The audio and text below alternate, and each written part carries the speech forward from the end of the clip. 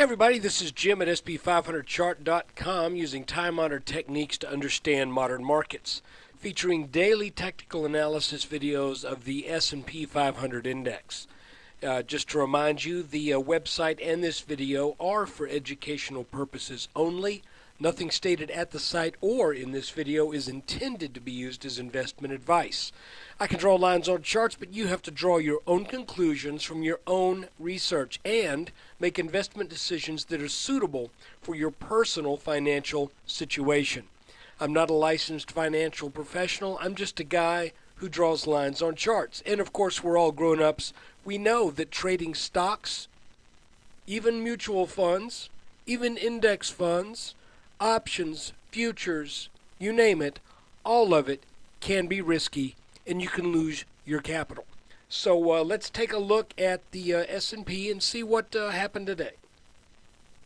The first thing I want to do is, I know that I don't want to waste the time of people who've been viewing these videos for a long time and they hear the same stuff over and over again, but I also do not want to make the assumption that everybody saw yesterday's video or last week's video. So briefly, let me just show you that we have been looking at this triangle pattern that is bounded by this red line and this red line, had a bunch of touches on the bottom. And each one of those touches would be what we would call support that created a bounce, okay? And the typical action of a support line, once it's broken, is it turns into resistance. That is typically what takes place. So with that in mind, when this pattern broke down, which we were kind of predisposed to thinking that it would, by the way, symmetrical triangles like this can go up or down.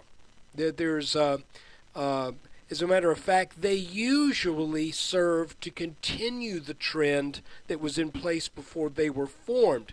But in this particular case, because we were so close to this neckline of the inverted head and shoulders pattern, which is visible on this 4-hour chart right here, left shoulder, head, right shoulder. Here's the neckline. Because this pattern formed underneath this neckline, I was predisposed to thinking that this would likely break downwards.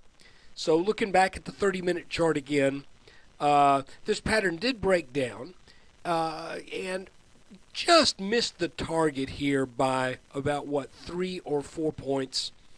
You know, I said I think in one of the little things that that goes along with yesterday's video, I said I count that as a win.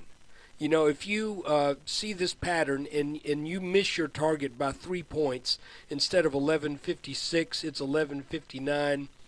That doesn't bother me too much. Yeah, 1160. It dipped under 1160 briefly. But anyway, what we're dealing with now is a rally off of that move that came up on there was a strong gap up, a day of trading sideways. Another day of being up just a little bit, then another big gap up. Both of these gaps were close to 3% gaps up. And, you know, that's tough to trade. You have to put a lot of faith in that gap to jump on it at any point after that 3% gap up. I chose not to. I did go long a few things back in here, individual stocks. But anyway, that aside, after the big gap yesterday, we're kind of looking, and you can see that we had the gap, then we had this little stair step, then another gap, and now possibly another stair step. But you know, the problem I see with this for the bullish perspective is that we are now just about knocking on the door of this broken support line, which means that should be resistance. Additionally, we have this descending resistance line from this pattern that even though it was only tested call it 3 times, even though it was only tested about 3 times, it should still have some influence on the market. Additionally, we have this green line here that is the apex of this triangle.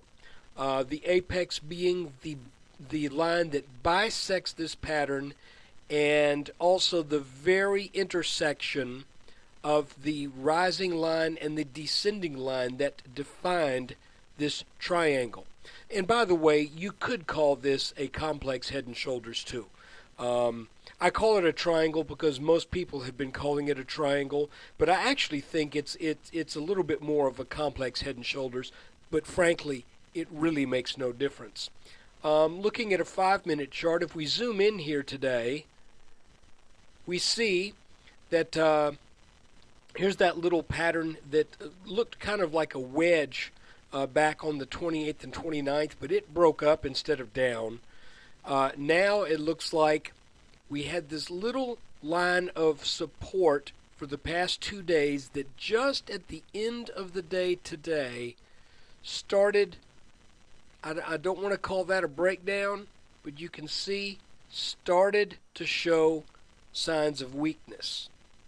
Additionally, yesterday, you'll recall, if you did watch that video, if not, I'll say it outright, when we were looking at this green line here, the intersection of the upper and lower lines of the triangle, or the apex. I mentioned that the apex is a likely place for the market to return to when a triangle has been broken out of, either up or down. An eventual return to that apex is not unusual.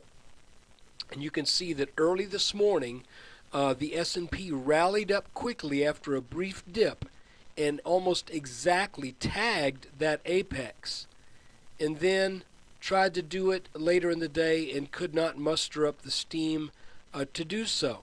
So I am looking at the past 2 days' action as something of a small triangle.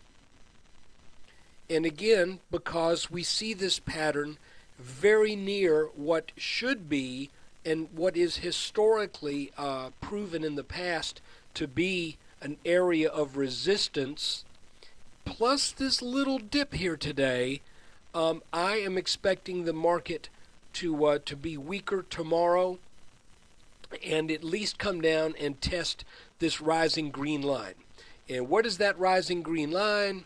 Well, what I've done is I've taken the past couple of bottoms and just extended the line up here on the general idea that perhaps this would be a channel, and whenever this green line breaks right here, that may or should signal the end to this move off of the 1160 area to wherever it goes before this line breaks.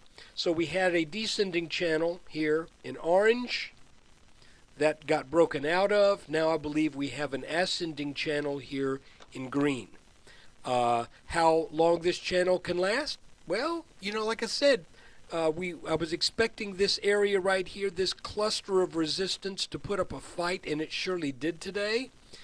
We also have looming over our heads this neckline from the head and shoulders pattern that we looked at on the 4-hour chart a little while ago.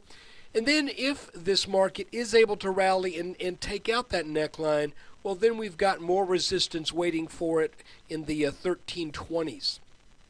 So I'm not saying anything is off the table, because with the kind of volatility that we've been seeing lately, I don't think it's wise to say that that the market cannot surprise us, even though we've drawn these cool lines all over the chart. I do believe these lines are well thought out. I think that they represent a pretty broad consensus of most classical technical stock chartists. But this market has been having surprises. So everything I've been saying over the past really 3 months or so, I hate to say it, but it's all been a little bit predicated upon the fact that we are in a very volatile environment, and news can drive this market to 2 or 3% at any given point in time, it seems. So right now, though, it looks like today's action, a slightly down day, fits that model that we were talking about yesterday, where once we get up into this apex area, we expect to see resistance. So right now, if we get weakness tomorrow, and if this green line gets taken out, and if we're fortunate enough to get a little pullback to that line after having it clearly taken out, I think that would be an excellent shorting opportunity. I never got a pullback to this line down here to go long. I did go long a few individual stocks back in this 1160 area, but I was really hoping to get a breakout and then a pullback to load up on some index ETFs at this point, but that never happened.